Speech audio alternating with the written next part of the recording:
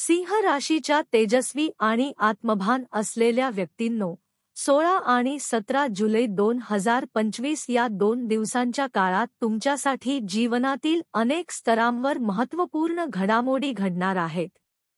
हा काळ तुमच्यासाठी एकीकडे सकारात्मक संधी घेऊन येईल, तर दुसरीकडे काही गुप्त शत्रूंच्या कटकारस्थानांनी सावधगिरी बाळगण्याचा इशाराही देईल. या काळात तुमच्या नेतृत्वगुणांची, निर्णयक्षमतेची आणि संयमाची परीक्षा घेतली जाणार आहे. तुमच्या यशाने असुरक्षित वाटणाऱ्या काही व्यक्तींनी तुमच्या विरुद्ध गुप्तपणे कट रचण्यास सुरुवात केली आहे.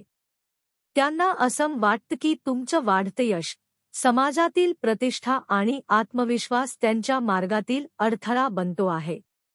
त्यामुळे काहीजण तुमच्याविषयी खोट्या अफवा पसरवण्याचा, तुमच्या कृतींचा विपर्यास करण्याचा किंवा तुमचं स्थान डळमळीत करण्याचा प्रयत्न करतील. परंतु सिंह राशीचे बलस्थान म्हणजे संकटसमयी अधिक भक्कम होणे आणि परिस्थितीवर निर्भयपणे तोंड देणे. या काळात सूर्य तुमच्या 12व्या स्थानात मिथुन राशीत आहे. सूर्य सिंह राशीचा स्वामी असून 12वं स्थान काहीसा गुप्ततेचा, खर्चाचा आणि एकाकीपणाचा असतो. त्यामुळे तुमचं आंतरिक आत्मबल या काळात थोडं ढासळलेलं वाटू शकतं. आत्मविश्वास असूनही एखाद्या निर्णयात दडपण जाणवेल. तुमच्या विरोधकांनी तयार केलेल्या वातावरणामुळे काही काळ तुमचं मानसिक संतुलन हलकंफुलकं होईल. पण हीच वेळ आहे स्वतःला अंतर्मुख करून बळकट करण्याची. मंगळ दुसऱ्या स्थानात आहे आणि वाणीमध्ये थोडीशी उग्रता निर्माण करतो. त्यामुळे बोलताना कुणालाही दुखावू नये याची काळजी घ्या. शुक्र देखील याच स्थानात आहे, त्यामुळे बोलण्यात आकर्षणही असेल. बुध तिसऱ्या स्थानात असल्यामुळे संवादाच्या संधी, प्रवास आणि लेखनकलेत प्रगती होईल. परंतु राहू 9व्या स्थानात असल्याने योग्य मार्गदर्शनापासून दूर जाण्याची शक्यता आहे. योग्य सल्ला घेतल्यास निर्णय चुकू शकतो. 16 जुलै बुधवारी आहे.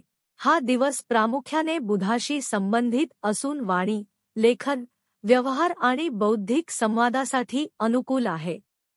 या दिवशी तुम्ही एखाद्या नवीन संवादाची, कराराची किंवा वैचारिक मांडणीची सुरुवात करू शकता. या दिवशी तुम्ही ज्या गोष्टी बोलाल त्या तुमच्या हिताच्या असतील, जर त्या विश्वासाच्या आधारावर आणि संयमाने मांडल्या गेल्या. परंतु या दिवशी काहीजण तुमच्या शब्दांचा विपर्यास करून ते तुमच्याच विरोधात वापरण्याचा प्रयत्न करतील. त्यामुळे शांत राहणे, मुद्देसूद बोलणे आणि गुप्त गोष्टींची चर्चा टाळणे आवश्यक आहे. 17 जुलै गुरुवारी कालाष्टमी आहे. ही तिथी भगवान कालभैरव यांना समर्पित असते.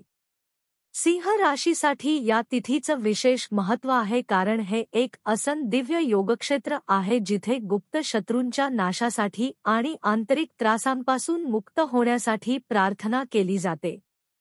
विशेषतः ज्यांच्यावर सतत नजर लागते, अपयश येतं, गुप्त विरोध होत असतो किंवा मानसिक अस्थैर्य निर्माण झालं आहे, त्यांनी या दिवशी कालभैरवाची पूजा, स्तोत्रपठण आणि दीपदान अवश्य करावं.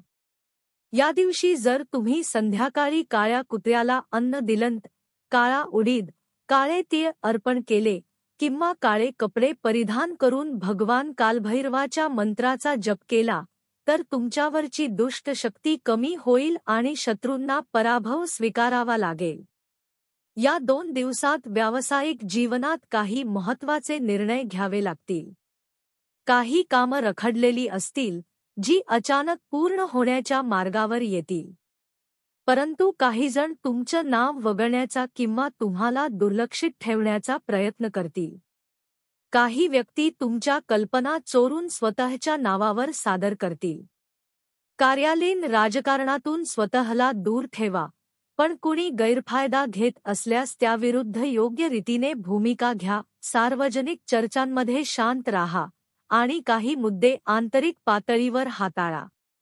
व्यवसायात गुंतवणूक करताना नीट चौकशी करूनच निर्णय घ्या. आर्थिक व्यवहारामध्ये पारदर्शकता ठेवा. काहीजण तुमच्याकडून पैसे उधार घेऊन परत करत नाहीत, अशा व्यक्तींकडून लांब राहा. कौटुंबिक जीवनात शांततेची गरज अधिक आहे. घरातील वडीलधाऱ्या सदस्यांचं आरोग्य थोडं कमजोर जाणवेल. त्यांच्या उपचारासाठी वेळ आणि आर्थिक खर्च होईल, पण त्यांच्या आशीर्वादामुळे तुमचं मन शांत होईल. कुटुंबात पैशांवरून किंवा मालमत्तेच्या विषयावर मतभेद निर्माण होण्याची शक्यता आहे. विवाहित जीवनात जोडीदारासोबत चर्चा करताना थोडा तणाव जाणवेल, पण मुळात दोघांमध्ये संवाद असल्यास ते सहज मिटू शकेल. प्रेमसंबंधात असलेल्यांसाठी हे 2 दिवस आपलेपणाच्या पुनःस्थापनेसाठी महत्त्वाचे आहेत. तिसऱ्या व्यक्तीच्या हस्तक्षेपामुळे जुने वाद पुन्हा उफाळून येण्याची शक्यता आहे. पण जर समंजसपणा ठेवला तर नात्यांमध्ये सुसंवाद निर्माण होईल. आरोग्याच्या दृष्टीने दोन्ही दिवस काहीसे जड आहेत. शरीरात थकवा, डोकेदुखी, चक्कर, पाचनाचा त्रास किंवा रक्तदाबातील असंतुलन जाणवू शकतो. विशेषतः 17 जुलै कालाष्टमीच्या दिवशी रात्री झोप येण्यात अडचण होईल. काही जणांना मानसिक तणाव अधिक जाणवेल. सतत विचार, चिंता आणि अस्वस्थता मनावर परिणाम करेल. त्यामुळे सकाळी सूर्यप्रकाशात थोडा वेळ व्यायाम, ध्यान आणि प्राणायाम करणं गरजेचं आहे. आहारात ताज्या भाज्या, फळं आणि सत्वयुक्त पदार्थ घ्या. उष्णतेपासून आणि ध्वनी प्रदूषणापासून थोडं दूर राहण्याचा प्रयत्न करा. या काळात काही उपाय केल्यास तुमच्यावर असलेली शत्रूंची छाया कमी होईल. 16 जुलै रोजी गणपती मंदिरात जाऊन दूर्वा, फळं आणि मोदक अर्पण करा. गणपते नमः या मंत्राचा 108 वेळा जप करा. एखाद्या विद्यार्थ्याला पुस्तक दान करा. 17 जुलै रोजी संध्याकाळी काळभैरवाची प्रतिमा किंवा चित्रासमोर काळ्या तिळाच तेलाचा दिवा लावा. काळ्या उडीदचं दान करा. कालभैरवाय नमः या मंत्राचा जप करा. रस्त्यावर भटकणाऱ्या कुत्र्याला अन्न द्या. घराच्या प्रवेशद्वारावर झाडू ठेवा आणि रात्री एक छोटा दिवा लावून राहुकेतूचा त्रास दूर करण्यासाठी प्रार्थना करा. शक्य असल्यास एखाद्या वृद्ध साधकाला काळे कापड, नारळ आणि दक्षिणा द्या. या काळात तुमचं मौन, संयम आणि आंतरिक ऊर्जा तुमचं रक्षण करेल.